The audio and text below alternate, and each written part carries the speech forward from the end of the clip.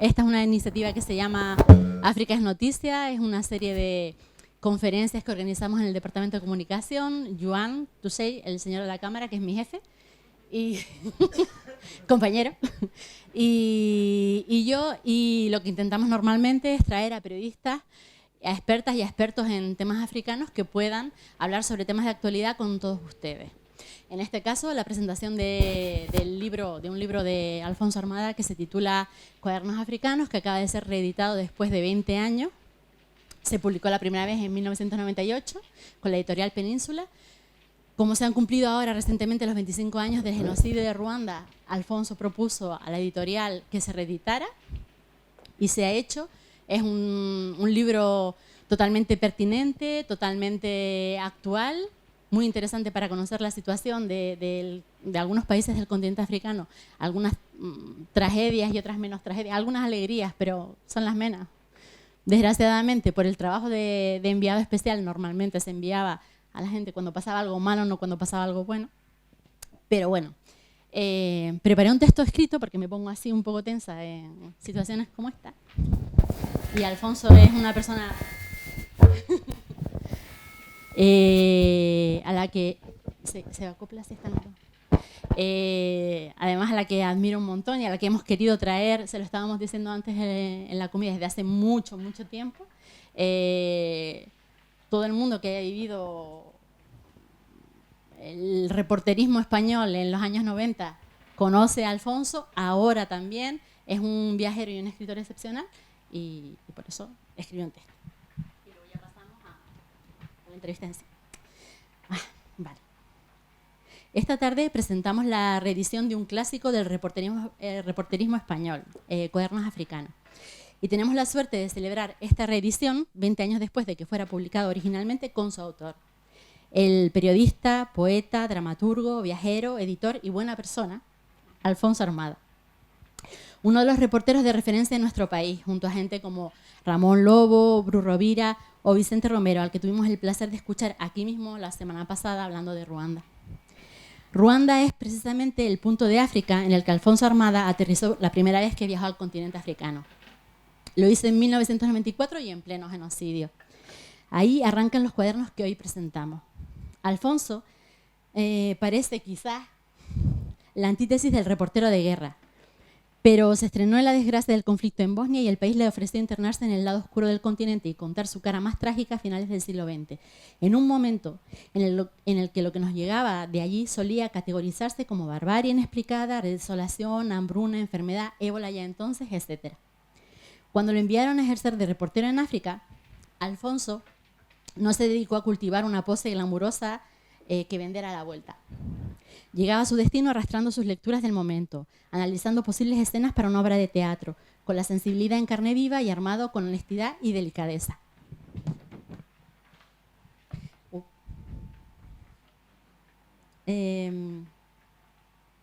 Frente a los tipos con una aureola de héroe, barba de tres días y desaliño estudiado, ya pasados de vuelta y sobrados de cinismo, Alfonso aterrizó en el continente y lo recorrió cargado de libros y documentación, un poco quizás desubicado, lleno de interrogantes, con los hombros siempre encogidos en una pregunta. Reconoció su miedo y su ignorancia y tuvo el pudor de excusarse por ir y marcharse de nuevo, por el privilegio del anclaje en una realidad paralela y mucho más feliz a la que poder escaparse en unos días. Formó tándem con Gervasio Sánchez en muchas ocasiones y nos concedió el privilegio de ejercer de nuestros ojos, nuestra conciencia y nuestra hemeroteca personal cuando atravesamos un periodo de las historias africanas que inducía al pesimismo. Mirándolo con 20 años de perspectiva y ojos de futuro, hizo un trabajo impecable. Sin embargo, en estos cuadernos, en la cara B de sus crónicas y reportajes, Alfonso se escribe siempre dudoso, sin la certeza de que su trabajo sirva para algo, pero empecinado en mejorar el mundo de la manera que sabe, escribiendo. A pesar de que en su cuaderno habla del desánimo en ocasiones, de la incomprensión que le produce lo que ve, Alfonso no deja entrever en sus crónicas y reportajes su pesimismo. Son textos exquisitos, con contexto, con historia, con voces, con perspectiva, con información. Tuvimos suerte de que él fuera quien nos informó en aquel momento de realidades convulsas y violentas, que supo relacionar con nuestras propias barbaridades y la historia universal de las infamias. Lo hizo sin asalvajar al africano. al africano, si es que eso existe, entre comillas. Como se acostumbraba en ese momento y todavía se hace, sin reafirmarnos en nuestro prejuicio, nuestra superioridad moral, nuestra supuesta civilización. Además, en cuanto pudo, se escapó por la tangente de la miseria humana para retratar otras realidades. Algo que es especialmente visible en su entrevista a otro escritor, a Walusa, en sus textos sobre Mozambique y Somalilandia, en sus retratos de heroínas somalíes contra la mutilación genital femenina y la guerra, en su fascinación por el teatro usado para cicatrizar desgracias colectivas y concienciar a gente vulnerable y herida. Buscó y encontró nuestra humanidad común. Alfonso Armada le viró la vida a su primer viaje a Ruanda y a pesar de ser testigo de lo peor del ser humano, también lo fue de lo mejor, de los demás y de sí mismo. Le pudo la emoción de ponerse a prueba, crecer y mejorarse, de sentirse vivo. Por eso, aunque le revolvía las tripas, regresó una y otra vez a África. Por eso ha seguido visitando el continente africano después. Sus cuadernos se completan con sus crónicas o viceversa. Las dudas, el miedo, las bambalinas están en los cuadernos que escribe en hoteles, bares, restaurantes, carreteras y esquinas de Angola, Burundi, Sierra Leona o República Democrática del Congo. La precisión en sus textos que publicó en El País y el compromiso con la veracidad y la justicia en los dos lados. Buenas tardes, Alfonso. Bienvenido. Hola, buenas tardes y muchas gracias por esta generosa presentación y gracias a ustedes por estar aquí hoy en este espacio tan acogedor de Casa África. Es un placer, la verdad, que hacía mucho tiempo que quería venir a Casa África. Es lógico que esté aquí en Las Palmas, porque Canarias geográficamente está donde está. Y nada, gracias otra vez por la invitación. Gracias a ti siempre. Habíamos pensado en organizar esta charla con preguntas y respuestas, pero es una charla abierta a la participación. Estaremos encantadísimos de en cualquier momento que les surja cualquier pregunta, cualquier duda, cualquier comentario, que nos lo digan y pasarles el micrófono. Es para aprovechar el rato que Alfonso está aquí, ha estado ya más veces, pero es la primera vez en Casa África y queremos exprimirle bien. Así vale. Bueno, ya he hecho las preguntas. Han pasado 20 años desde que publicaste este libro y lo acabas de reeditar. ¿Cambiarías algo? ¿Qué tipos de historias contarías hoy? ¿Y qué pensamientos escribirías en tus cuadernos? Bueno, el pasado no se puede cambiar y no se debe cambiar cuando escribes hoy en día sobre lo que viviste, ¿no? Cambia la memoria. Creo que el libro se reeditó tal cual. De hecho, el editor de Península me propuso reducirlo a la mitad. Y dije, bueno, no tiene sentido. Si lo reeditamos tal cual. Lo único nuevo que tiene es la portada, que es una fotografía que tomé en Togo. Y Togo no aparece en la primera serie de viajes. A Togo viajé mucho más tarde, ya con el diario ABC. Y el prólogo, hay un prólogo nuevo que explica un poco la razón de ser de esta reedición. Habla también del genocidio 25 años después. Y habla también pues de lecturas que he hecho durante todo este tiempo. Lo que sí haría si volviera otra vez sobre mis pasos es leer más antes de ir. Porque reconozco que cuando viajé a Bosnia la primera vez, viajé con un equipaje histórico, político, militar muy endeble y hace falta leer más. El propio Kapuscinski, ayer se presentó en Madrid, fue una representación, el libro que ha escrito una buena amiga, Amelia Serrayer Calvo, sobre Kapuscinski, y hablaba de Kapuscinski en África. Y Kapuscinski recuerda cuando su jefa le envió en su primer viaje a China y a la India, y él se sintió perdido pero no hablaba los idiomas y sabía muy poco de esos países. Y se prometió que no volvería a viajar a estos países sin leer antes lo máximo posible para entender mejor. Porque incluso leyendo muchas veces hay cosas que cuesta mucho entender. En este libro, además, intercalas lo que son los cuadernos que él escribía cuando estaba viajando, cuando estaba cubriendo los sucesos que cubría en el continente africano, con las crónicas, los reportajes que luego publicaba, pero en la versión ampliada, no la que aparecía en el periódico, sino la que le gustaría que hubiera aparecido en el periódico si hubiera espacio para los contenidos. Bueno, es una pequeña venganza. Yo tengo tendencia a escribir de forma caudalosa. Siempre me falta espacio. Ahora está Internet, con lo cual puedes, conseguir mucho más espacio, porque a fin de cuentas, aún así, hay redactores jefes que te dicen que a pesar de que sea Internet, que escribas menos porque la gente no lee. En esa época no había Internet y escribía para el periódico con unas líneas tasadas. Te decían, tienes 500 palabras, tienes 800 o tienes 1000 en un caso extraordinario. Y yo mandaba casi siempre más, porque ingenuo de mí pensaba que algunas historias eran tan tremendas que merecían más espacio. Y entonces yo decía, bueno, cuando lo lea el redactor jefe se da cuenta que esto necesita más espacio. No ocurría nunca, es más, así siempre las cortaban. Entonces yo guardaba las versiones íntegras de las crónicas como una pequeña venganza del reportero, y después en el libro están publicadas en su integridad. También hay varias crónicas que no se publicaron en su día. En concreto, por ejemplo, una crónica sobre el teatro en Ruanda, que me parecía muy reveladora de cómo a través del teatro la sociedad ruandesa intentaba curarse de sus heridas, daba una imagen distinta de lo que era Ruanda y de lo que fue el genocidio, el posgenocidio, y esa crónica no se publicó y se ha publicado en el libro. Y como decías, el libro está formado por dos miradas contrapuestas. Por una parte, las crónicas escritas para el periódico, que se someten a los criterios periodísticos de veracidad, de fuentes, de objetividad máxima, de tratar de explicar y contextualizar las historias para que el lector lo entienda, y mis diarios íntimos. Yo todos los días escribo más de un diario, y también cuando estoy en África escribía todas las noches. Después de enviar la crónica al periódico, cuando me iba al hotel o al lugar donde dormía, pues escribía mis propias reflexiones íntimas sobre lo que había vivido, lo que había escrito o cómo lo había contado.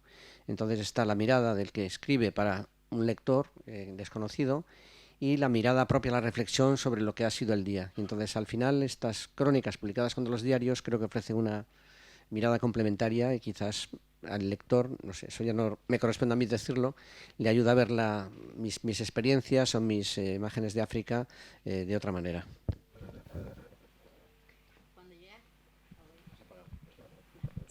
Cuando llegas por primera vez al continente africano, a Ruanda, al genocidio, venías de Bosnia. ¿Cómo surgió esta oportunidad? ¿Cómo aterrizaste allí? ¿Cómo preparaste el viaje? ¿Cómo se empezó a desarrollar tu primera experiencia africana? Yo suelo decir que mi vida es una especie de cúmulo de casualidades, porque de hecho antes mencionaste la condición de reportero de guerra, y nunca me he sentido muy cómodo con esa condición, porque no me he sentido nunca un reportero de guerra, aunque he cubierto algunas guerras. Por accidente acabé yendo a Bosnia, nunca había cubierto una guerra, y cuando estudiaba periodismo nunca había imaginado ir a cubrir una guerra. Tenía curiosidad y leía las crónicas de corresponsales de guerra y de compañeros del país, pero nunca me había pensado yo ir a cubrir una guerra. Y cuando el redactor jefe de Internacional del país entonces, que era Luis Matías López, a la vuelta de un largo viaje por Estados Unidos de placer, me propuso ir a Bosnia, a Sarajevo, durante el cerco, la verdad es que lo primero que sentí una especie de electroshock, de latigazo de miedo, y me imaginé una bala entrando a cámara lenta en mi cabeza. Fue la primera imagen. Imagino que muy tópica y muy previsible, pero es lo que sentí, ¿no? Y bueno, pensé seriamente si decir sí o no, porque los periódicos no te obligan a ir a las guerras. Siempre puedes decir que no. Pero tenía curiosidad, y confieso que una curiosidad quizás un poco morbosa. Quería saber primero cómo era una guerra de cerca, quería saber si sabría contarla, y quería saber si iba a ser capaz de manejar mi propio miedo, porque es fundamental también. El miedo es útil para no cometer imprudencias. Una dosis medida de miedo es útil para poder trabajar. Una dosis desorbitada de miedo, cuando ya se convierte en pánico, te impide trabajar, ¿no? Y bueno, y en Bosnia descubrí muchas cosas, en Sarajevo. Descubrí que sentí como si hubiera viajado por el túnel del tiempo a la Guerra Civil Española. La sensación que yo tenía en Sarajevo era como si hubiera viajado a Madrid en el año 37, 38. Me di cuenta que podía manejar mi miedo, y como no sabía mucho de la historia de los Balcanes, ni de la guerra, y no sabía mucho de movimientos militares, ni de calibres, me dediqué a contar lo que pensaba que podía ayudar al lector a entender lo que ocurría en Bosnia, y a contar historias de la gente. Porque yo me preguntaba, en una guerra la gente, ¿cómo se hace? Si no hay agua, ¿cómo haces para lavarte? La gente se enamora en una guerra, la gente celebra cumpleaños, va al teatro, ¿cómo consigue el pan? Hay un periódico en Sarajevo. Eran historias que pensaba que podían ayudar al lector, que a fin de cuentas es el trabajo que debe hacer un periodista, ¿no? Intentar que el lector te acompañe, esté a tu lado, vea lo que tú ves y lo entienda, o lo entienda mejor que tú. Y bueno, fui 3 veces a Bosnia, y fue una experiencia que me marcó de forma muy profunda. Y cuando yo entonces estaba en Internacional en el país, y me resultaba sorprendente que un periódico como El País dedicara tan poco espacio a África. Empezaban a llegar inmigrantes a través de pateras, pero dábamos muy poca información, muy esporádica, incluso de Guinea Ecuatorial, antigua colonia española, incluso de Angola y Mozambique, a pesar de que España tenía intereses comerciales, que había guardias civiles entrenando a las policías y a las Fuerzas Armadas de Angola y Mozambique, y me chocaba que el periódico dedicara tan poco espacio. Entonces, periódicamente le decía al redactor jefe, damos poco a África. y empezaron a llegar noticias de Ruanda. Y entonces recuerdo que hablé con el director del país entonces, que era Jesús Severio, y le dije, está pasando esto en Ruanda, creo que deberíamos ir. Y su respuesta fue, está muy lejos y cuando llegues ya habrá terminado. Pero siguieron pasando los días, siguieron llegando fotos, historias cada vez más atroces, y entonces un día me dijo, vale, vete a Ruanda. Y yo dije, Dios mío, trágame tierra, ¿para qué haber dicho nada, no? Y me fui con muy poco bagaje, la verdad. Había leído poco, había leído, pues bueno, libros, novelas, pues un libro del que quizá podríamos hablar, que es El corazón de las tinieblas, que es un libro fundamental para entender la mentalidad europea y para entender África, el libro de Joseph Conrad, que he leído varias veces. Y había leído, pues bueno, libros de todo tipo, novelas, cuentos, poemas, obras de teatro, pero no tenía un conocimiento profundo, y de Ruanda muy poco, muy poco. Entonces, recuerdo ese largo viaje. Antes existía la empresa Sabena, que era la empresa belga que viajaba a buena parte de África y sobre todo a antiguas colonias francesas y belgas. Y recuerdo ese vuelo desde Bruselas hasta Nairobi, ese larguísimo vuelo, y en mi cabeza resonaban las palabras de unas monjas que habían entrevistado en Radio Nacional, que decían, estamos aquí esperando que entren a matarnos. Y esas palabras resonaban en mi cabeza constantemente. Y aterricé en Nairobi, la capital de Kenia, y recuerdo que estaba a punto de salir un avión militar belga hacia Kigali, hacia la capital de Ruanda, y no sé cómo me vi en ese avión, y me recuerdo surcando el lago Victoria al atardecer, una imagen bellísima de ese lago que es un mar inmenso dentro de África, y aterrizamos en Kigali unas horas después, ya de noche, el aeropuerto rodeado, se oían tiroteos, escenas de pánico, estaban evacuando a unos huérfanos ruandeses. Recuerdo un funcionario de la ONU, porque en el avión veníamos otros periodistas, ¿qué hacen ustedes? ¿A qué vienen? ¿Están locos? Váyanse. Esto es el infierno. Y bueno, estaban cascos azules belgas y sobre todo de Bangladesh aterrorizados. Había muchos periodistas y esa noche dormí y otras noches en el aeropuerto, al lado de un bisonte disecado dentro de una vitrina. Extendí allí mi saco de dormir y me dediqué a buscar en el cielo africano de estas paradojas. Cuando uno va a estos sitios, lo que tienes que hacer sobre todo es saber cómo rayos vas a transmitir, porque si no transmites no tiene sentido que estés allí. Y a diferencia de Bosnia, me habían dado por fin un satélite que pesaba 6 kilos, con una brújula, y recuerdo, en medio de este caos, yo estaba buscando en el cielo de África el satélite que me correspondía para poder enviar mi crónica. Se me fue la batería, al final un soldado belga se compadeció y me ayudó a orientar el satélite y la brújula, y mientras tanto se produjo estas cosas paradójicas que ocurren también en las guerras. Como había tantos periodistas, se hizo un sorteo, una especie de lotería, para ver al día siguiente quiénes acompañarían a un destacamento de Naciones Unidas que se iba a internar en Ruanda. Y me tocó a mí.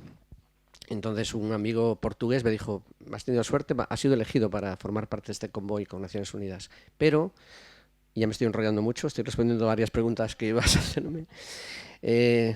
Los belgas dijeron, no tiene sentido que un periodista español viaje, porque a España no se le ha perdido nada en Ruanda. Ruanda es una antigua colonia belga, y entonces anularon esta votación y me dejaron fuera. Yo me enfadé, protesté, pero no hubo nada que hacer. Pero gracias a eso, o tristemente por eso, al día siguiente ocurrió lo que ocurrió. Y así empezó mi historia africana. Al día siguiente, bueno, empieza el libro así. Y es una forma, bueno, así ocurrió. Fue mi primer viaje a África, sabía poco. Me vi en un convoy de soldados italianos de la base naval de La Spezia, otra paradoja, soldados de una base naval en pleno corazón de África. Recuerdo que estaban arrancando de cuajo las puertas de varios coches aparcados en el aeropuerto. La burguesía ruandesa, con dinero y parientes en Bélgica y en Francia, lo que hicieron fue huir en cuanto estalló el genocidio. Y estos soldados arrancaban las puertas para formar un convoy y para poder colgarse con sus ametralladoras de las puertas. Y entonces fui a hablar con el capitán y le dije, capitán, ¿puedo acompañarles? Y me vi metido en un convoy italiano con estos soldados que iban a rescatar a unos sacerdotes dentro de Ruanda. Y recuerdo ese viaje pavoroso por Ruanda en lo que después, al poco tiempo, se sabría que era un genocidio, cruzando controles de carreteras de mozalbetes enloquecidos, borrachos, drogados, con todo tipo de armas, con kalashnikovs, machetes, hasta una caña de pescar, y bueno, y con una mirada de odio.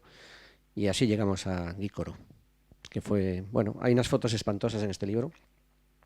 Yo no soy fotógrafo, pero iba solo en este convoy, llevaba una cámara, Gícoro es una localidad que está a unos 40 kilómetros al este de Kigali, de la capital, y al llegar ahí encontramos una matanza espantosa. Estaba el centro del pueblo lleno de cadáveres, de una matanza que había ocurrido el día anterior, delante de la iglesia de Gícoro, una iglesia de planta baja, de ladrillos amarillos. Entré en la iglesia y la iglesia estaba llena de cadáveres también, de gente con los brazos extendidos hacia el altar, como buscando una salvación que no llegó. Y mientras me movía entre estos cadáveres, empecé a tomar fotos y vi que se movía un brazo. En medio de esa masa de cadáveres había un brazo de una muchacha que se movía lentamente y hacía este movimiento y volvía a bajar. Y entonces fui a hablar con el capitán y le dije: capitán, creo que hay una persona viva ahí. Y me dijo: nuestra misión es rescatar a 2 sacerdotes y es lo que vamos a hacer. Paradójicamente, y repito la palabra otra vez, estos 2 sacerdotes eran un sacerdote esloveno y un sacerdote croata. Yo había cubierto la guerra de Bosnia, donde la antigua Yugoslavia se desgarró entre las repúblicas con una guerra pavorosa, y resulta que estos sacerdotes que habían ido a predicar el Evangelio a Ruanda, uno de los países más católicos de África, se habían encontrado que sus feligreses habían sido asesinados de forma masiva y habían ido a esconderse. Seguí caminando, seguí haciendo fotos, volví a hablar con el capitán, le volví a decir: capitán, creo que hay una persona viva ahí.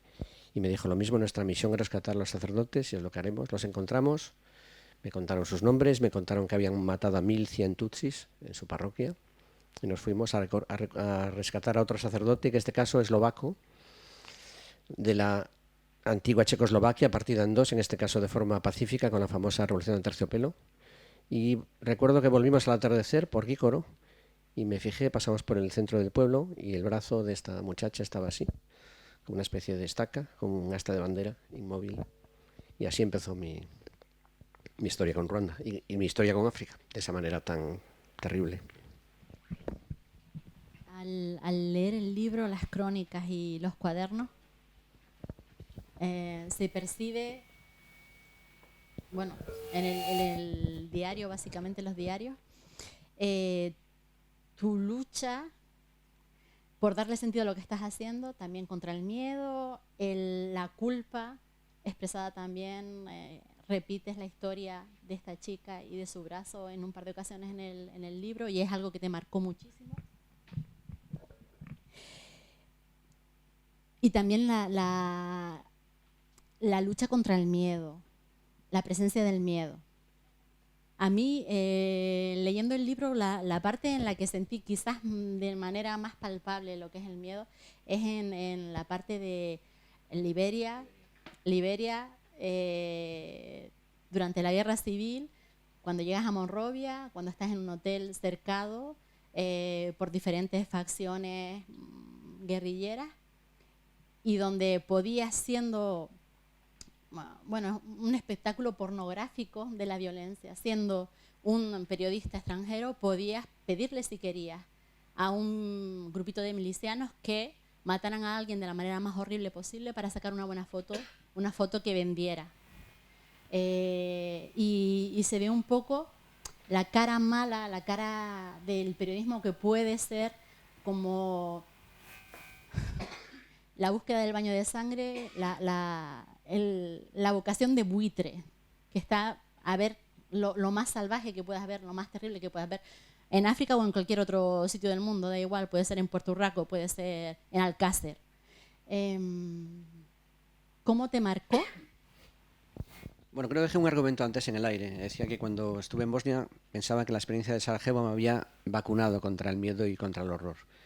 Pero evidentemente nada te prepara ni te vacuna contra algo como lo de Ruanda. Yo siempre he intentado huir precisamente del sensacionalismo, de buscar explicaciones fáciles a historias de una complejidad pavorosa, ¿no?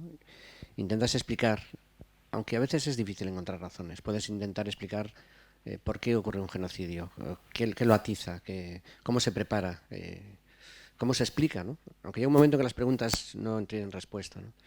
Pero lo fácil es recurrir a eso, a explicaciones así, a hablar de la barbarie africana como si fuera una barbarie específica, ¿no? Y eso es una gran falsificación.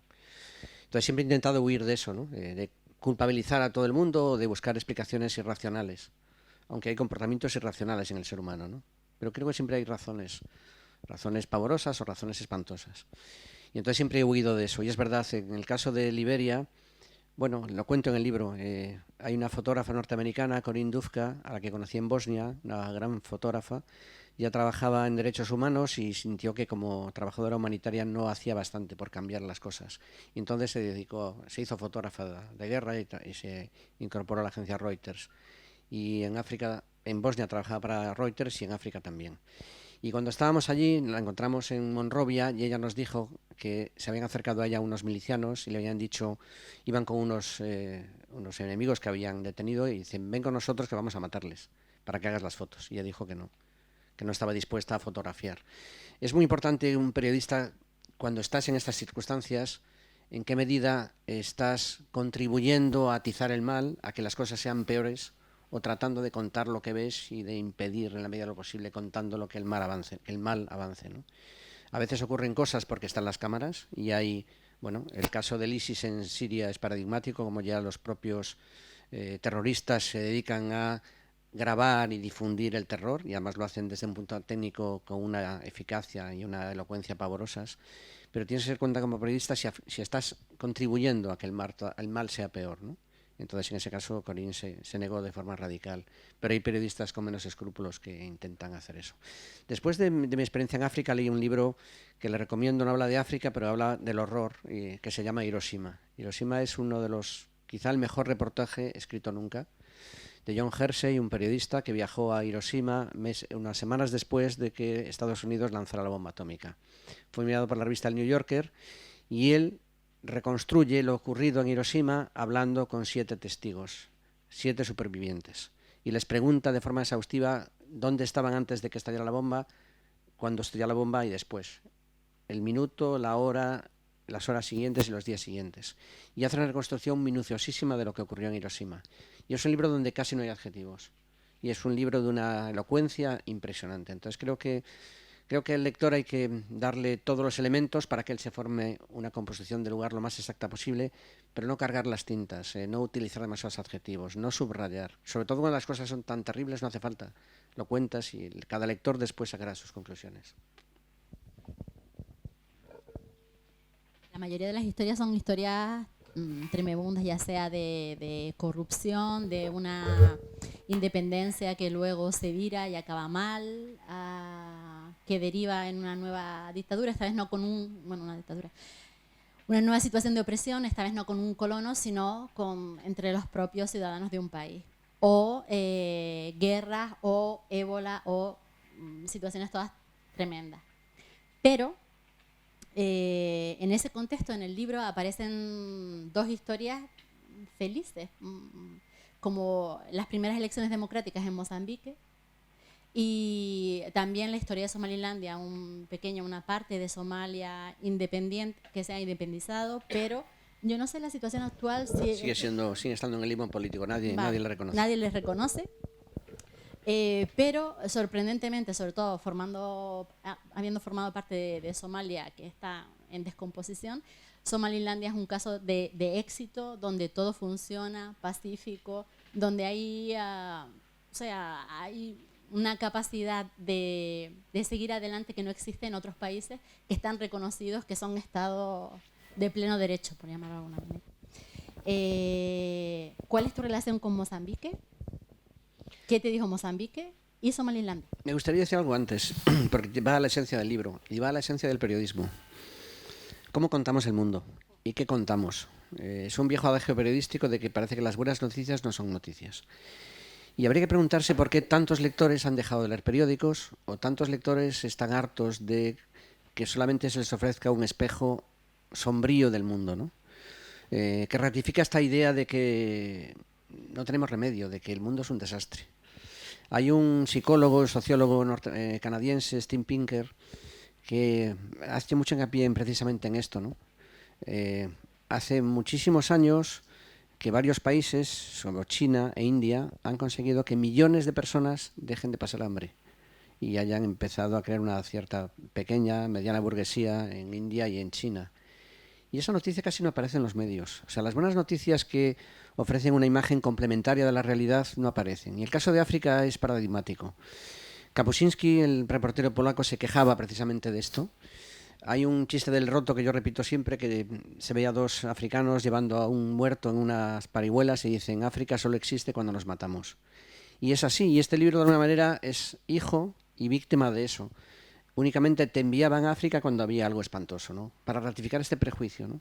Que al final cultiva esa imagen de que África parece un continente donde la gente no hace otra cosa que matarse, y eso es una injusticia manifiesta porque no ofrece un relato fidedigno de África, ¿no? En África la gente hace el amor, la gente comercia, juega al fútbol, se divierte, hace atrocidades de forma muy intensa, porque en África todavía se vive la vida intensamente, ¿no? Pero como lo que aparece en los periódicos es casi siempre esas noticias negativas y de forma además muy esporádica, que no te acaba sirviendo para entender cada país, al final la imagen es una imagen desenfocada. Por eso, de alguna manera, esta historia de Mozambique o la historia de Somalilandia es un complemento justo y necesario. En Mozambique, la verdad, soy gallego, de Vigo, y hablo portugués, y en Mozambique hablan un portugués delicioso. Y aparte, a diferencia de Angola, los mozambiqueños tienen una visión, estoy generalizando porque lo que hace también el periodismo es generalizar, y la vida es más compleja, pero bueno, generalizando, en Mozambique la gente tiene una actitud ante las dificultades de la vida de tomárselo siempre con bastante humor, ¿no? De estar bromeando permanentemente, incluso en medio del desastre. Y entonces esa especie como de broma permanente, si entras al trapo es muy fácil hablar con ellos, ¿no? Y la verdad que el país me enamoró y sobre todo porque viví un momento espléndido. Recuerdo además que entré en un bar de noche en Maputo y me encuentro con un amigo de la Universidad de Santiago de Compostela, el hijo de unos inmigrantes gallegos. Yo me escapé de casa 2 veces y la segunda acabé en casa de unos inmigrantes gallegos en Holanda, en Emskerk. Bueno, pues el hijo de estos inmigrantes gallegos que le acompañé en medio historia era casco azul de la ONU en Mozambique y me lo encuentro en un bar en Maputo. Y dije, bueno, fue una especie así de electroshock. Y él estaba destacado en Inhambane, en un lugar maravilloso que visitó Vasco da Gama, y me invitó a ver la jornada electoral en Inhambane. Entonces fui con él y recuerdo esa mañana maravillosa, el mismo año del genocidio en Ruanda, en que los mozambiqueños madrugaron para votar por primera vez en su historia. Y era una mañana maravillosa, con las mujeres vestidas con sus capulanas, que son esos vestidos llenos de flores y de color, y los hombres con unas camisas blanquísimas que casi dañaban a los ojos la blancura de esas camisas, esperando pacientemente bajo los casueiros, que es el árbol del anacardo, para votar. Y pasaban horas esperando para votar, con una fe en que la democracia les iba a cambiar la vida, que bueno. Y bueno, Mozambique, mal que bien, ahí va, con problemas, pero bueno, la guerra no ha vuelto, hay algunos problemas en el norte con restos de la Renamo, con disidentes, pero bueno, el país funciona. Y el país me enamoró, y he vuelto varias veces a Mozambique y me encanta siempre volver a Mozambique. Y Somalilandia también, pero incluso Somalia, la parte de Somalia que es un auténtico desastre, también en Merca, por ejemplo, conocí a varias mujeres apoyadas por UNICEF que tenían programas de rehabilitación de niños soldado y también programas para ayudar a mujeres que habían sufrido mutilación sexual, y la verdad que me impresionaba. Aparte la belleza de las somalíes, la belleza y la entereza con la que encaraban las dificultades de la vida mientras sus hijos o sus maridos o sus padres se dedicaban a mascar cat, esta droga euforizante, o a hacer la guerra, ellas se dedicaban a reconstruir un país que no acaba de ser reconstruido. Realmente en el caso de Somalia, hablando de un país eso en descomposición y en guerra permanente desde hace, ¿ya cuántos años llevamos? ¿40, 50? Una barbaridad. No, no te vas a lo fácil, sino que te vas a los retratos de estas mujeres que trabajan por sus comunidades y trabajan en la sensibilización contra la mutilación genital femenina. No sé si fue una de las primeras veces que se habló en medios españoles sobre la mutilación, que ahora es un tema que está como muy alto en las agendas, pero que en esa época probablemente era muy desconocido. Se había publicado algún libro en Seis Barral y recuerdo que esta fue una invitación de UNICEF.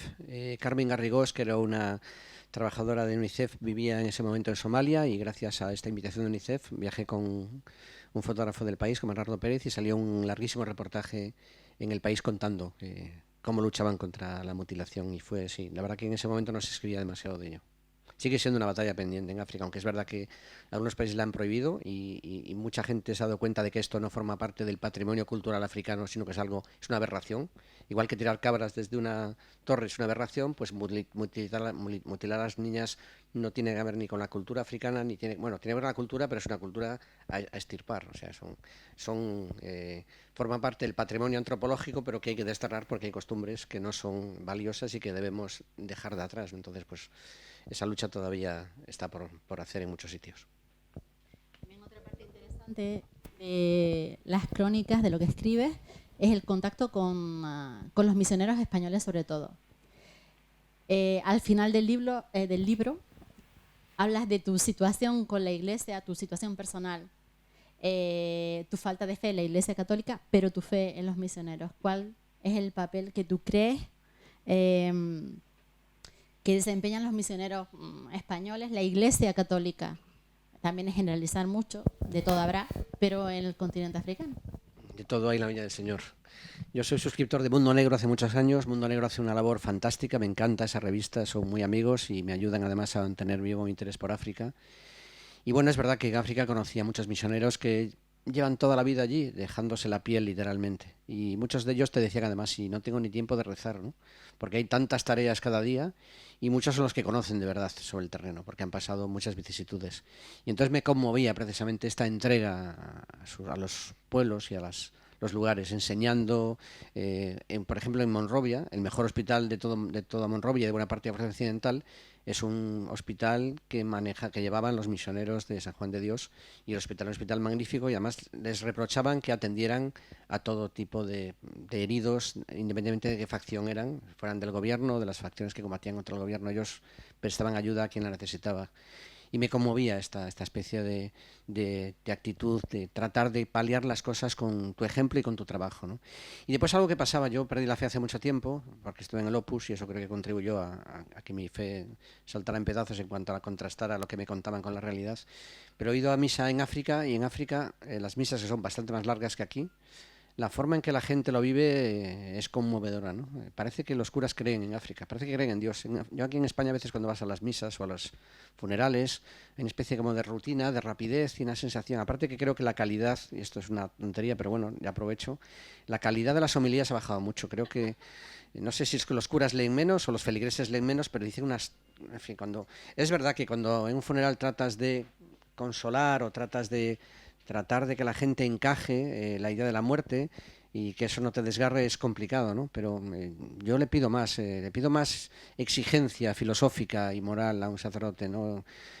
La idea de que, bueno, de que al final la muerte es una reparación. Es curioso porque entrevisté hace 2 años a un sacerdote, a Pablo Dors, que tiene un libro maravilloso que se llama Biografía del Silencio, que enseña a meditar, y él trabajaba como sacerdote en el Hospital de la Paz en Madrid, ayudando a morir, acompañando en la agonía a los moribundos.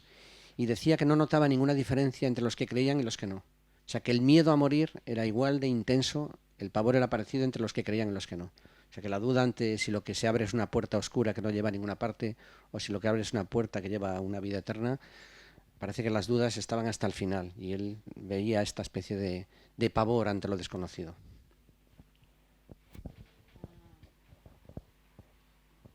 La impresión también al leer el libro, no sé si o es mi manera de haberlo entendido, hay como un emparejamiento a veces de países. Burundi y Ruanda van como por la misma senda.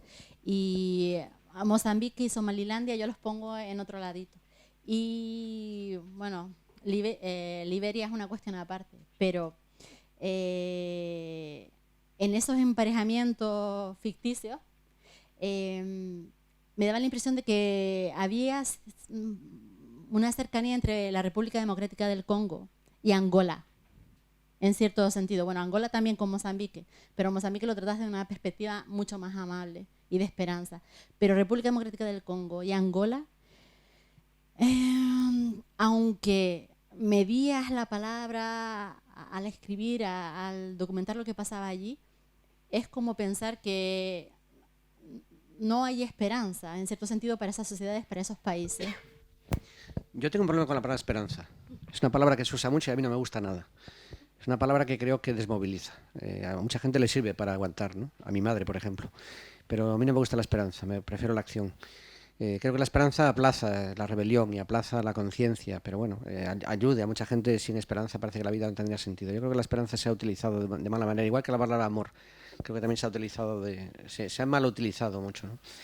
Y entonces hablar de desesperanza para África también se usa mucho para editoriales y porque tiene una fuerza muy potente, ¿no? Pero el problema quizás, o las comparaciones o similitudes entre Angola y República Democrática de Congo tiene que ver con la riqueza, con la famosa maldición de las riquezas, porque los dos países poseen algunos de los subsuelos más ricos de todo el mundo, en riquezas mineras, en riquezas minerales, en diamantes, también en la potencia agrícola de los dos países, ¿no? Es un auténtico manantial de... Y eso ha sido una maldición para los dos países. La guerra en Angola fue mucho más dura que en Mozambique y se prolongó mucho más porque había mucho más en disputa, porque la riqueza petrolífera de Angola pues suscitó la codicia de muchos países y también de los propios angoleños o de la clase dominante. Y en el caso del Congo también, ¿no? El Congo es un país de una riqueza pavorosa, sin embargo es de los países más castigados del mundo, no acaba de salir de esta especie de maldición. Y entonces creo que los dirigentes de ambos países también se han aprovechado de estas circunstancias y han hecho que las guerras fueran mucho más largas. Y de hecho ha habido elecciones hace poco en Congo, ha habido elecciones muy disputadas, al final se ha proclamado vencedor a un descendiente de Tshisekedi, muy cuestionado por algunos medios, por los observadores internacionales, pero bueno, y el país sigue, como es un país tan gigantesco como buena parte de Europa, donde las comunicaciones entre Kinshasa y el este son inexistentes, solo por avión, es un país como desarticulado y bueno, y donde la miseria y la pobreza y el abuso por parte de milicias que combaten por su cuenta, pues al final hace que la población lo padezca en grado sumo, ¿no? Entonces quizás en esa especie de la magnitud, la inmensidad de estos países y las riquezas que atesoran y cómo han sido fuente de desgracia más que de provecho, pues quizás en eso los hermane.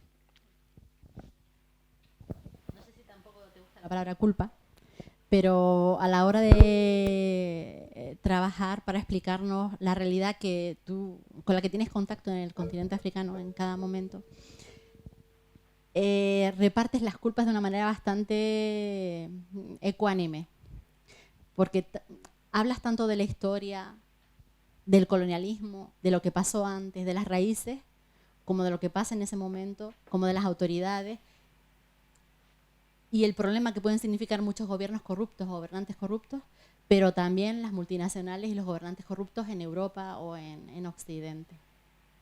Y yo creo que eso se agradece porque normalmente se tiende a una representación bastante maniquea de temas que son mucho más complejos y profundos, y de repente toda la culpa la tiene alguien de fuera, toda la culpa la tienen los gobernantes. Sobre todo si miras en los comentarios de las noticias que tienen que ver con África y con inmigración, empiezas a leerlo, se te cae el alma al suelo, porque normalmente todo se achaca a la, ¿cómo se llama?, la natalidad descontrolada, a la codicia de los líderes africanos, y no se ve ninguna responsabilidad en lo que puede ser la situación de un país en su contexto histórico, en su pasado o en la actualidad, en la influencia de otros países, de terceros países, o en otro tipo de medios a lo mejor es el fustigamiento al colono, al blanco y todo esto. Y creo que consigues trazar una línea bastante, no sé cómo lo ves tú. Bueno, hace tiempo que mi fe se rompió en pedazos y no creo en Dios, aunque sigo teniendo preguntas. Y la culpa forma parte de nuestra condición judeocristiana, ¿no? Forma parte de nuestra naturaleza, sobre todo cuando has educado en esta religión. Y durante muchísimos años el pecado mortal era algo que podías sentir. Y miedo a morir en pecado mortal en el infierno, en la infancia recuerdo como un miedo casi palpable, ¿no? O sea que eso sí está en mi formación y no puedo renegar de ella, ¿no? La culpa es un elemento muy interesante, pero creo que también se ha abusado de eso. Y además creo que se ha abusado también, yo por mi formación y por mis amistades, durante mucho tiempo me situé sobre todo en lo que se llama la izquierda del espectro político. Últimamente ya no sé dónde me situaría, en algunas cosas en un extremo, otras en otras. Creo que me he hecho bastante conservador. No sé si porque estuve en ABC 19 años y al final, claro, hay cosas que hay cosas que se pegan, ¿no?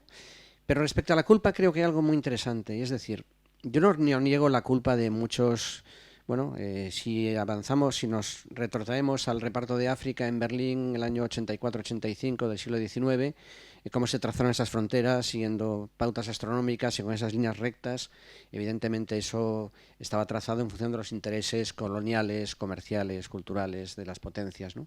Y es verdad que durante muchísimos años las potencias han buscado saquear el continente en su propio beneficio, no solo, porque también ha habido grandes beneficios. De hecho, es muy interesante hablar también con muchos africanos que en algunos casos añoran el tiempo de la colonia porque en algunos casos, Guinea Ecuatorial o incluso en Congo, hay unos que añoran todavía, a pesar de que eran regímenes racistas muy opresivos, pero también algunos dirigentes africanos han sido peores para sus propios conciudadanos que algunos dirigentes coloniales.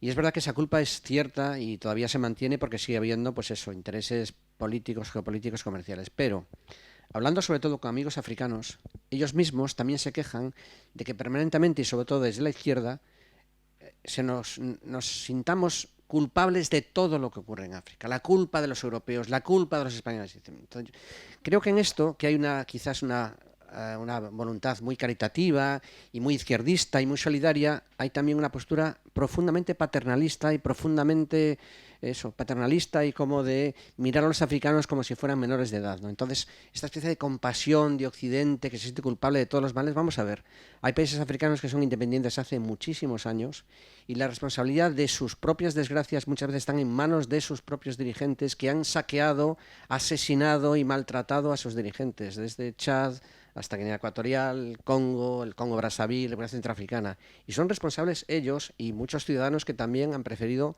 mirar hacia otro lado en vez de enfrentarse a esas circunstancias. Es verdad que hay complicidades después geopolíticas, pero los africanos también tienen su propia responsabilidad. Y creo que una forma de tratarles de igual a igual, sin paternalismo, es decir, ustedes son también responsables de su propia historia. Y muchos amigos africanos, amigos guineanos, también lo dicen. De hecho, dicen, déjennos a nosotros resolver nuestros problemas, porque esta voluntad también que tiene que ver con la culpa de tratar de corregir los errores del pasado en ayuda humanitaria, pues también hace que muchos estragos se mantengan, ¿no? Ahora mismo hay un fenómeno fascinante en África que es cómo países como China o India o Turquía o Rusia están invirtiendo en diplomacia y en inversiones en África. China creo que tiene una geopolítica a largo plazo, tiene una visión de futuro muy pensada, con una lógica implacable en la que se mezcla el capitalismo y el comunismo, esta especie de... Es un país muy extraño, la verdad, pero tiene una visión política a largo plazo. De hecho, ya están creando una base en la Luna, en la cara oculta de la Luna, para crear una mina para extraer silicio para las futuras centrales de fusión nuclear, que es la gran solución para el futuro energético de la humanidad. Y China hace mucho tiempo que está haciendo negocios con muchos países africanos. China además no quiere que nadie se inmiscuya en sus asuntos internos, en las tremendas violaciones de derechos humanos que comete sobre todo contra los musulmanes, y esos votos son votos muy interesantes de Naciones Unidas, y tiene relaciones sobre todo de poder a poder con los dirigentes de cada país africano para conseguir acceso a materias primas para la maquinaria industrial China, y también a cambio pues construye infraestructuras, carreteras, ferrocarriles, estadios, parlamentos, a cambio pues eso, de compras, de inversiones y de poder político. Y bueno, Rusia está volviendo a África también, porque ha estado también por sus propios problemas internos volviendo, India también, y Turquía es el país que más embajadas ha abierto en los últimos años en África, ¿no? Porque también quiere influencia política y quiere también abrir mercado. Y Europa, que tiene muchas culpas, como decíamos, pero también Europa está intentando que las nuevas negociaciones con países africanos estén basadas en derechos humanos y en un comercio más justo, ¿no? Mientras otros países son menos escrupulosos en ese sentido, ¿no? Bueno, la verdad que es un tablero muy complicado, pero bueno, África está ahí porque África tiene una potencia demográfica, mineral, de futuro, que creo que si los africanos la aprovechan y nosotros en el mejor sentido, creo que será mutuamente beneficioso. China y de otras potencias que están participando en lo que algunos medios, algunos estudiosos califican de nuevo colonialismo, sobre todo relacionado con los chinos. Hay cada vez más actores con los que los países africanos pueden establecer relaciones y conseguir otro tipo de acuerdos. Por ejemplo, tú en este libro hablas de la situación en Sudán, que ahora ha echado pacíficamente del gobierno a Omar al-Bashir, un dictador de años y años que ha cometido violaciones de los derechos humanos, perseguido por el Tribunal Penal Internacional. Ahora con un futuro un poco incierto del país, porque los militares que estaban con Omar al-Bashir siguen intentando mantener la situación tal y como estaba, pero sin él. Y se ve actores que de repente estaban como en las esquinitas o no estaban tan presentes, como Arabia Saudí, que junto con países de los que has hablado, y luego el propio Marruecos o Japón, otros países están empezando están también tomando posiciones en el continente africano. ¿Cómo ves esta situación? ¿Cómo ves el Sudán de hoy, después de todo lo que ha pasado en los últimos tiempos? En Sudán he estado varias veces, tanto en la capital como en Darfur y en el sur también. No he estado en el sur Sudán desde que se creó este nuevo país. Bueno, es un poco tremendo también lo que estabas contando, porque de alguna manera Sudán, el régimen de Jartum, sobre todo cuando estaba al-Bashir, estableció lazos comerciales muy estrechos con China. La verdad que creció mucho Sudán, y era un poco también sorprendente cómo el país había atizado a las guerrillas Janjaweed, que saqueaban las posesiones, sobre todo de los campesinos no musulmanes del este del país, y eso provocó un éxodo inmenso de refugiados hacia Chad. De hecho, hay campos de refugiados sudaneses en Chad desde hace muchísimos años, y la sensación que van a quedarse ahí, no sé si a perpetuidad. Y entonces es curioso cómo el régimen de Jartum utilizaba la mala conciencia europea para que los europeos cuidaran a los exiliados de Darfur en Chad y en el propio Darfur, con una campaña de ayuda humanitaria, mientras el gobierno establecía negocios muy suculentos con China y compraba armas, ¿no? Con la caída de al-Bashir, que es una de las historias que creo que no se ha contado bien en la prensa española. En Argelia, la caída del presidente Así se ha cubierto mejor, aunque no había medidas especiales porque ponían problemas de visados. Pero en el caso de Sudán, este movimiento, iniciado sobre todo por médicos, maestros y estudiantes, ha conseguido de forma pacífica que cayera al-Bashir. Pero es verdad que el régimen militar sigue ahí, y sobre todo con los instigadores de las milicias Janjaweed, que son responsables de crímenes contra la humanidad, y bueno, evidentemente no están dispuestos a ceder el poder. Y con la ayuda precisamente de Arabia Saudí y de los Emiratos Árabes, que tratan de fortalecer este sector islamista radical.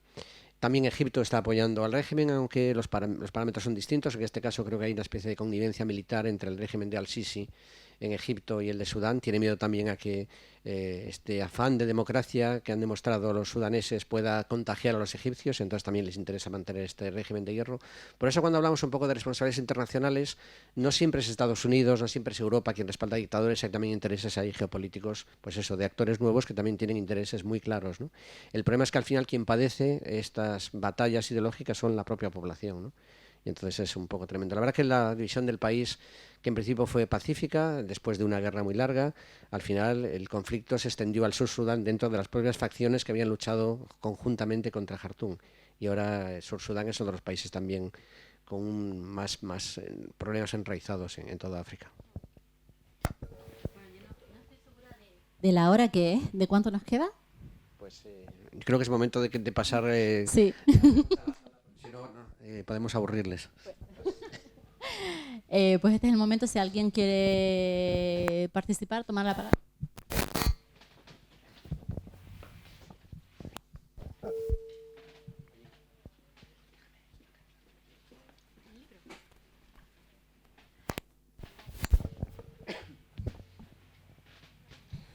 Buenas noches y felicitarle por su intervención.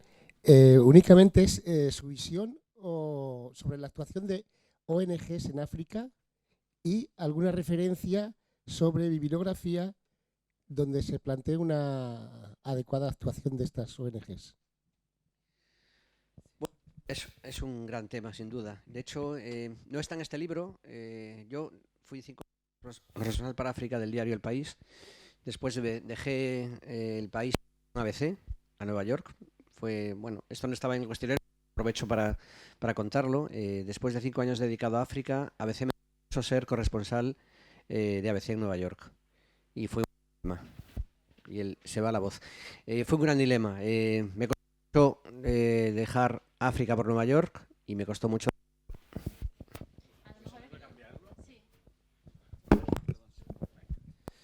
dejar el país por África, pero nunca me he arrepentido de esta decisión, creo que fue una experiencia muy interesante. Pero después de volver de Nueva York, viajé varias veces a África y recuerdo un viaje a Kenia y estuve en Nairobi, en Kibera, este gigantesco, en fin, barrio pobre de Nairobi, y estuve pasando un día entero con unos sacerdotes, unos misioneros mexicanos, llevan allí 30 años. Y ellos mismos se cuestionaban, porque se daban cuenta de que desde que están allí, este barrio de chabolas no solo no se había reducido, sino había incrementado. Se había convertido en una especie de negocio en sí mismo, ¿no? Dentro de la miseria, ¿no? Entonces ellos se preguntaban hasta qué punto la ayuda humanitaria no está perpetuando la situación, tiene que ver con la esperanza también, ¿no? En qué medida la ayuda humanitaria no está perpetuando situaciones de dependencia y acostumbra a lo mejor a mucha gente a vivir de la caridad en vez de hacer frente a la justicia cambiando las condiciones de vida. Y muchas ONG se están planteando precisamente. Stephen Smith, que es un periodista francés que trabajó para Liberación, ha escrito varios libros al respecto. Y hay también algunos estudiosos norteamericanos que se plantean en qué medida la ayuda humanitaria no está perpetuando las situaciones de injusticia. Las ONGs también trabajan sobre la culpa, trabajan sobre nuestra culpa. Nos hacen sentir culpables de las cosas que ocurren en África y cuando ofrecen imágenes que nos conmueven, nosotros reaccionamos dando dinero, buscando o apadrinando niños porque pensamos que de esa manera paliamos algunos de los horrores de los que nos sentimos responsables. Y las ONGs trabajan bajo ese parámetro, ¿no? Y es cierto que muchas veces palían situaciones muy tremendas. Gracias a la actuación de Médicos Sin Fronteras, por ejemplo, en Ruanda, cuando los campos de refugiados se instalaron en el este del Congo, pues salvaron muchas vidas. Y es verdad que también en Somalia, aunque en Somalia precisamente Médicos Sin Fronteras decidió dejar de actuar porque el dinero que utilizaban también se usaba para alimentar a los propios señores de la guerra, porque para poder trabajar en Somalia las ONGs tienen que pagar una cantidad a los señores de la guerra para que les den protección, con lo cual estás alimentando el propio ciclo de la guerra. Entonces, son dilemas morales complicados. Entonces, bueno, hay libros muy interesantes. Al final del libro hay alguna bibliografía y algunos de los libros, pero es un tema que creo que está pendiente de resolver. ¿En qué medida las ONGs ayudan o perpetúan la situación? Con las mejores intenciones, a veces se perpetúa el mal. ¿Alguna pregunta más?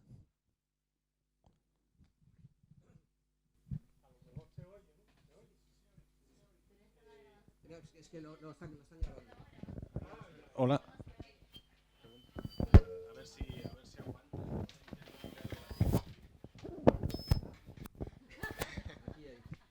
Se escucha, ¿no? En primer lugar, agradecerle por su intervención. A lo largo de la entrevista ha enumerado muchos países que ha visitado en África. Cada país tiene su historia, ha vivido una historia diferente.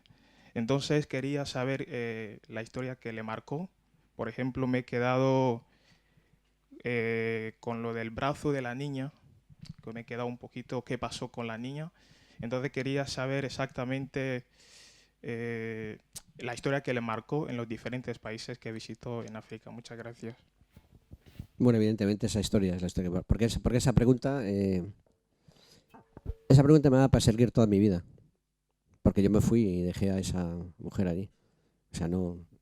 ¿Qué tenía que haber hecho? Solamente, pues, yo había viajado a esa localidad, a Guícoro, con estos soldados italianos armados hasta los dientes, con ganas de disparar, porque, de hecho, cuando estábamos allí, pasó un camión lleno de milicianos hutus y los soldados italianos dijeron, esos son los asesinos, y con ganas de disparar contra ellos, ¿no? Pero, claro, no era su misión, ¿no? Pero, evidentemente, esa pregunta que yo me hice me la sigo haciendo, porque... Bueno, no hice lo que supongo que tenía que haber hecho, ¿no? La niña murió allí, evidentemente. Y supongo que ese país y esa historia de Ruanda es la que más me ha marcado, sin duda.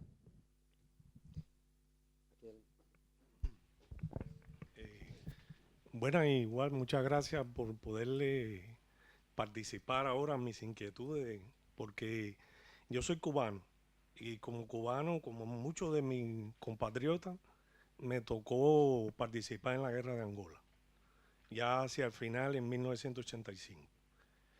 Y yo tengo una visión compartida de una parte negativa, de la parte gubernamental principal que nos dirigía a nosotros de Cuba y los rusos. Y tengo también una visión que justifica mi participación y la de los compañeros míos y los que murieron allí también. Y quiero saber si esa visión permanece, porque me parece a mí que la apartheid y la puesta en operativa de la resolución 431 de la ONU con relación a Namibia se pudo hacer efectiva a partir de la guerra, de la participación cubana en la guerra de Angola. Quiero saber cómo ve la gente aquel conflicto, una persona como usted, que no es la visión que me contaron a mí en Cuba, porque aunque uno participe en una guerra, tiene la visión limitada de la misión que cumple. Y me gustaría saber eso, porque de todos los países del que menos se habló fue de Angola. En Angola estuve varias veces, imagino que si combatió en Cuba, igual conoce a Norberto Fuentes. Norberto Fuentes fue uno de los comandantes enviados por Fidel Castro a combatir en Cuba, y él tiene libros además que cuenta su experiencia como guerrillero cubano combatiendo en Angola junto a las fuerzas del MPLA. Y bueno, yo en Angola viví momentos muy duros también. Entrevisté, por cierto, a Jonas Savimbi, un auténtico monstruo. Pasé mucho miedo, además incluso conocí a Ogato, el gato que era uno de los lugartenientes de Savimbi, de los más crueles. Bueno, conseguí la entrevista y salió en El País. Bueno, es una historia muy complicada la historia de Angola. Ahora mismo se ha estrenado hace unos meses una película que no sé si se ha visto, que se llama Un día más con vida. Esta película cuenta la peripecia de Kapuscinski cuando fue enviado de la agencia polaca de noticias a cubrir la guerra de Angola. Él era corresponsal para la PAP, la agencia oficial polaca para toda África. Él tenía simpatías comunistas, tenía carnet del Partido Comunista y bueno, podía viajar porque estaba adscrito a esta ideología, aunque él tenía sus visiones críticas sobre el régimen. Bueno, evidentemente la intervención cubana ayudó de forma decisiva a que el MPLA no fuera arrasado por las tropas surafricanas y namibias, está claro, ¿no? Bueno, es una historia harto compleja y bueno, y el gobierno angoleño se ha servido también de esta agresión de Sudáfrica y otros países para justificar el apoyo angoleño. Curiosamente, en la película se cuenta algo fundamental. El libro Un día más con vida es uno de los libros a los que Kapuscinski le tenía más cariño, ¿no? Cuenta la emigración, sobre todo de los colonos portugueses, cómo abandonan la ciudad cuando estalla la guerra, y cuenta que cuando él estaba allí se entera de que las tropas cubanas han desembarcado para apoyar al MPLA. Y entonces desde Varsovia le preguntan, ¿es cierto que hay tropas cubanas combatiendo? Y él en ese momento decide no contarlo. Como periodista decide dejar de ser periodista porque piensa que si lo cuenta eso va a perjudicar a sus afines políticos y eso podría provocar que Estados Unidos se involucrara todavía más de lo que ya está involucrado apoyando a Sudáfrica y apoyando a Namibia. Entonces se calla la noticia y no lo cuenta. Bueno, fue una decisión que yo no comparto, pero bueno, ahí primó más la cuestión ideológica que la cuestión periodística. Pero bueno, la verdad que plantea cuestiones muy arduas y bueno, la guerra se prolongó muchísimo tiempo en Angola porque los intereses eran muy grandes y porque, a fin de cuentas, Angola, como muchos países africanos, como Somalia, como Mozambique, como Chad, era un peón de la Guerra Fría y si era utilizado por Estados Unidos y por la Unión Soviética para derramar la sangre de otros defendiendo sus ideologías y sus visiones del mundo. Y quien pagaba el pato eran los angoleños o los congoleños o los somalíes. Y bueno, y Cuba, pues bueno, siguiendo su... Es curioso porque también es muy interesante la participación de Cuba en la guerra del Congo y sobre todo cuando Kabila combatía al régimen de Kinshasa desde la selva y el Che Guevara, que estuvo también pasando un tiempo junto al lago Tanganica, en sus diarios cuenta cómo Kabila nunca ganaría la guerra porque prefería el alcohol y las mujeres a combatir, prefería vivir en Dar es Salaam en vez de estar combatiendo con sus hombres, ¿no? Pero es curioso porque este famoso Kabila al final sí consiguió, con la ayuda de Ruanda, derrocar a Mobutu y ocupar el trono de Kinshasa y su hijo ha sido presidente de Congo hasta hace poco tiempo. Pero Angola tiene un papel importante en este libro también. Gracias. Primero me gustaría felicitarle por su exposición debido a que soy una persona adolescente que al fin y al cabo no sabe mucho sobre el mundo y de vez en cuando es algo complicado aprender sobre política o saber más acerca del mundo, pero su exposición la he podido seguir más o menos y he aprendido ciertas cosas que me servirán en un futuro. Gracias. Entonces, quisiera No, hacer gracias por... Ya, pero puedes seguir. Gracias por esa parte. Y quisiera hacerle una pregunta, y es que antes de publicar el libro, ¿no tuvo el miedo de que el libro, en vez de caer en lo informativo y que la gente lo comprara para informarse acerca de la situación, cayera en el morbo y la gente solamente lo comprara para ver un poco... No sé si me explico. Sí, En el morbo, básicamente. ¿En algún momento tuvo ese miedo? No, porque el tipo de periodismo que yo hago pues huye al máximo del morbo, precisamente. Trata de no exacerbar. Es verdad que hay unas fotos muy... El libro está ahí, pueden verlo, hay unas fotos tremendas, pero creo que son fotos, aunque sean muy duras, no excitan el morbo, ¿no? Mi forma de hacer periodismo trata de huir precisamente de eso, de hacer demasiado hincapié en los aspectos sangrientos. Trata de explicar, aunque sea muy difícil explicar algunas cosas, yo intento siempre irme a la historia, al contexto. Y después del viaje a Ruanda lo que hice fue leer todo lo que pude sobre Ruanda y sigo leyendo sobre Ruanda porque sigue habiendo muchos enigmas sobre lo que pasó en Ruanda cuando fue derribado el avión en el que viajaban el presidente de Ruanda, Javier Arimana, y el de Burundi, en Tarjamira, que fue derribado sobre el cielo de Kigali el 6 de abril de 1994, y eso desató el genocidio. Y todavía hay dudas razonables sobre quién lanzó ese misil y quién salió más beneficiado de ese derribo. Entonces el libro trata de explicar, y bueno, yo siempre trato de aportar el máximo de información histórica, geopolítica, literaria, para ayudar al lector a entender mejor, ¿no? Alguien que lee un libro así creo que no busca el morbo, busca otro tipo de cosas, ¿no? Creo que este libro está lleno de información y también lleno de experiencias personales muy directas, ¿no? Y creo que intenta, pues eso, trata de aportar sobre todo una visión de primera mano y lecturas que ayuden a entender situaciones complejas. Alguien mencionaba antes de África, son muchos países y cada país tiene su propia historia y son historias que necesitan mucho tiempo. Por eso también cuando los lectores se quejan de que no entienden lo que ocurre, lo que pasa es que creo que igual que los periodistas tenemos la responsabilidad de contar las cosas bien, de la forma más ecuánime y de no ocultar ningún aspecto de la realidad, creo que también el lector tiene una responsabilidad, porque saber conocer una historia exige también mucho del lector. Tienes que querer saber y buscar, porque hay material, hay fuentes, pero hay que querer dedicar tiempo, porque estas historias no se entienden de un plumazo. Igual que la guerra de Siria no se entiende de un plumazo, necesitas dedicar mucho tiempo a intentar entender lo que ocurre, necesitas tiempo para eso.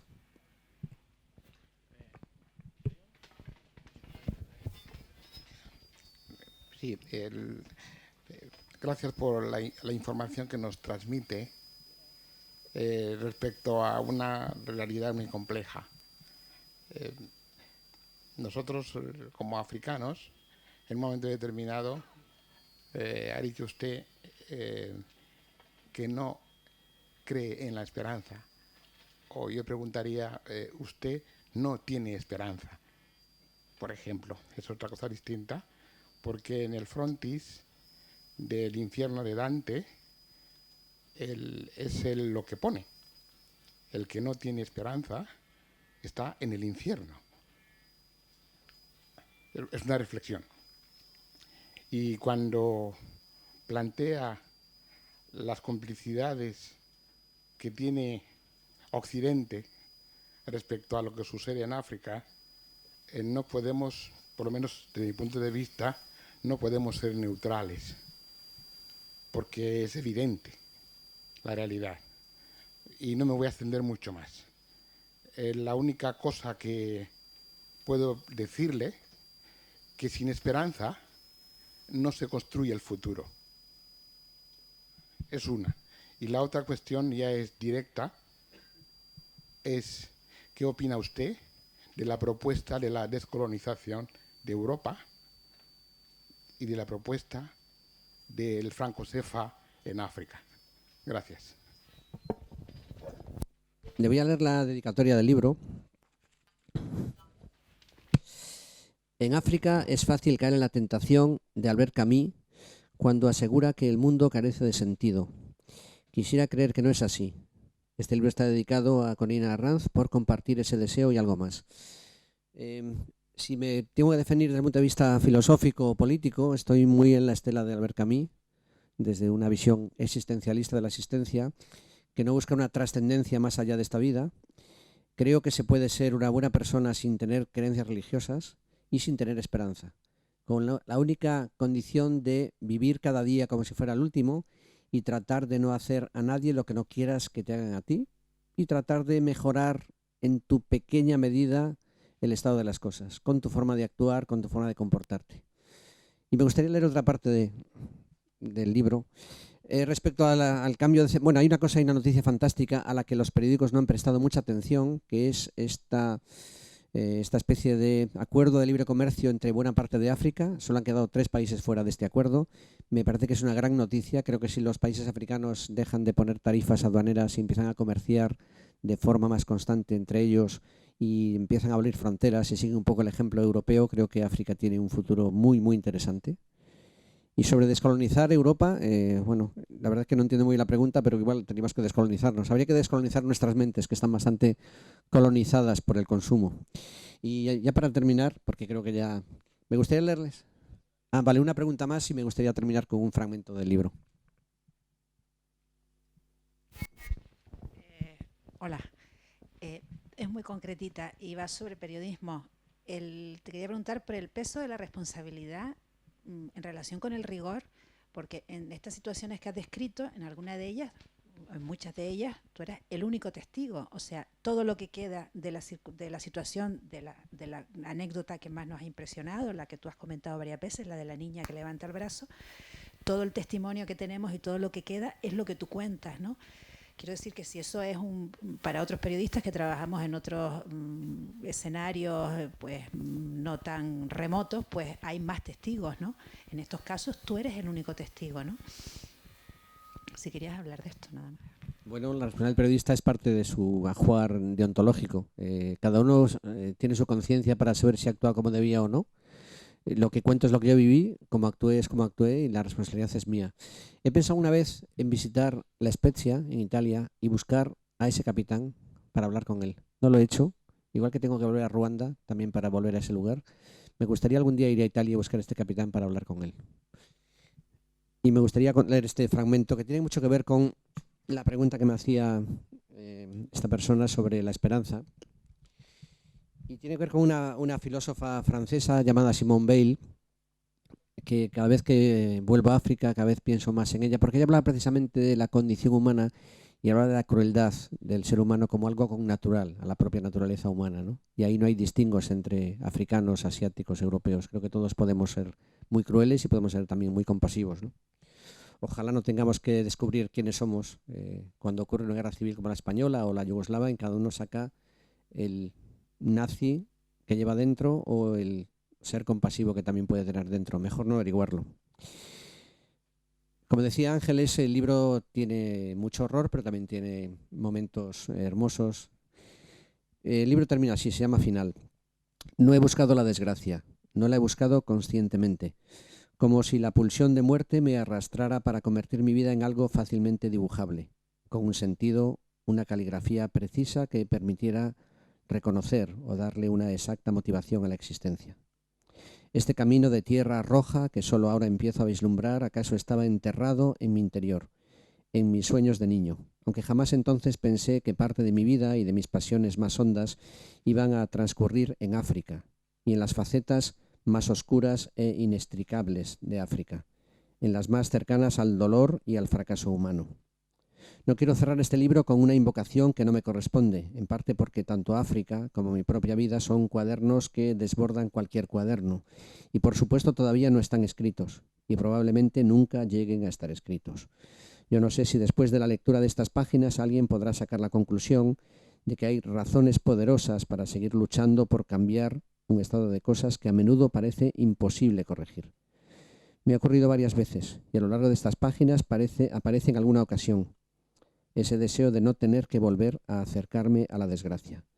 En cualquier caso, acercamientos efímeros. En Ruanda, en abril de 1994, me enfrenté sin ningún tipo de preparación a la muerte en uno de sus grados más exasperados. Cuando vi que en medio de aquella ciénaga de cadáveres había un brazo que se movía como implorando compasión, del fondo de mi camino de tierra roja, extraje una voz débil y bastante cobarde, que pidió a un capitán sin dudas que le prestáramos ayuda. Pero enseguida encontré un asidero para no meterme en aquel lagar de sangre ni zafar a aquel brazo y al cuerpo que lo movía mecánicamente de la tenaza de la muerte. Ese brazo y esa señal me persiguen hasta aquí, hasta estas páginas finales que quieren entender qué significa el genocidio ruandés de 1994, qué significa esta barbarie. Precisamente lo que he tratado de explicar en mis artículos y de explicarme en mis diarios. Entonces me quedé casi mudo, incapaz de hablar de verdad de lo que me ocurrió. El dolor no ha desaparecido y las preguntas, las mismas preguntas, siguen golpeando contra el frontón de la verdad. Por eso sigo abriendo las páginas de los libros como quería mi farero Franz Kafka, como quien emplea un pico para romper el bloque de hielo que cubre nuestro cerebro. Sigo teniendo miedo, pero sigo volviendo, aunque a menudo me gustaría no tener que volver, a dormir y no tener que despertar a este mundo tan sucio y tan incorregible. Por eso encuentro luces fugaces, el haz de un faro que ilumina un fragmento de mar y nos hace sospechar que acaso hay un camino en medio de la noche. Simone Weil pasó los últimos días de su vida tratando de que la enviaran a la Francia ocupada para compartir la desgracia de sus compatriotas. Sufría atrozmente por no poder hacer realidad su deseo de mezclarse con la desgracia y el peligro. Dice Simone Petremont en su biografía de la autora de La gravedad y la gracia. Deseaba, pues, la desgracia, pero al mismo tiempo que esa desgracia procediera de la necesidad. Quizás alguien diga que no quería la desgracia. Personalmente me parece innegable que la buscó. No desde luego por el gusto de la desgracia, sino en primer lugar por necesidad de justicia. Puesto que en el mundo existe la desgracia, le resultaba insoportable no tener su cuota de ella, y sobre todo creía que hay que participar en ella para poder comprender de qué manera se puede realmente remediarla. Por lo demás, posteriormente pensará que sólo la desgracia puede hacer conocer la verdad de la existencia, la verdad completa y absoluta. Tal vez por eso vuelva sin cesar a África, a ese camino de tierra roja que va desde la bodega de mi abuela Emilia al corazón de unas tinieblas que no se disipan, pero que alumbran como el fósforo. Gracias.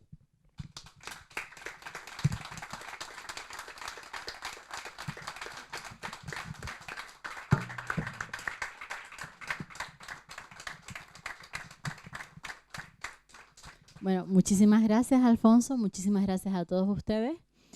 Bueno, han quedado muchas cosas en el tintero. Obviamente, son 5 años de la vida de Alfonso, de su trabajo, pero además hay que tener en cuenta que Alfonso no es un enviado especial, no es un reportero de guerra, es un escritor, es un viajero, es un dramaturgo, es muchas otras cosas. Entonces, aquí en este libro, si lo leen, cuando lo lean, verán que sus compañeros de viaje son Camille, Chinua Achebe, Simone Weil, de la que acaba de hablar, etcétera, etcétera. Verán que hay obras de teatro en Ruanda, en Somalia, en Mozambique, que hay esperanza, que hay historias bonitas, que hay historias reveladoras, que hay mucha verdad, mucha honestidad. Y el espíritu de una persona que se hace preguntas, que es curiosa y que quiere mejorar el mundo. Ahora, Alfonso, si lo quieren, puede departir con ustedes un ratito, no mucho, porque tenemos que cerrar la casa. Puede firmar libros si se lo compran, si lo tienen. Y nada, muchísimas gracias otra vez por venir. Seguiremos invitándoles a nuestras actividades y esperándoles aquí.